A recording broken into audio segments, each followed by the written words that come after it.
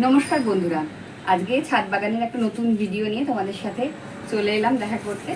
দেখো, এটা আমার ছাদ বাগানের হলুদ গাছ। গাছটা বেশ শুকিয়ে এসছে, এবার হলুদগুলো তুলতে হবে। তো আজকে সেই হলুদ তোলার ভিডিওই দেখাবো।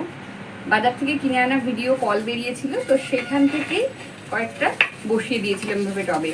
দেখছো, একটা বাতিল টব আমার একদম, সেটাতেই বসিয়েছিলাম। টবটা ঠিক করে বসতে পারছে না, তো শুকিয়ে গেছে। মাটিতে আমি 2-3 দিন জল দিইনি। এবার আজকে সেটা টেনে তুলব। দেখো কতটা ইজিলি উঠে এলে, এবার দেখাই কতগুলো হলুদ হয়েছে। জল দিইনি, তাও রয়েছে জল। এইভাবে কিন্তু তোমরাও করে ফেলতে পারো ছাদ বাগানে। মাটিটা আমি কিছুই দিইনি। ছাদ বাগানের যে পাতা, শুকনো পাতা যেগুলো ছিল বা যেগুলো পুরনো গাছের মাটি, সেইগুলো দিয়েই আমি বসিয়ে দিয়েছিলাম। তো এত সুন্দর গাছ হয়েছে। দেখা যাক কতটা হলুদ হয়েছে।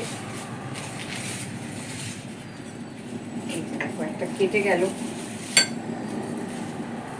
হলুদ হয়েছিল সুন্দর।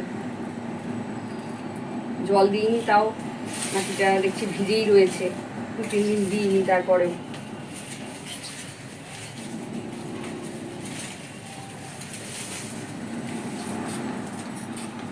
যে এরকম দেখতে হয়েছে। এগুলোকে এবার আমার শুকিয়ে নিতে হবে। এখনো খোঁজা চলছে, দেখা যাক কতগুলো ফাইনালি পাওয়া যায়।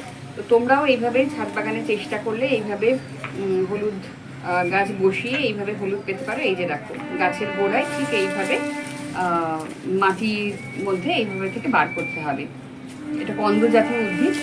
আজকের ভিডিও এই পর্যন্তই। তোমাদের কেমন লাগলো অবশ্যই কমেন্ট সেকশনে জানতে ভুলো না।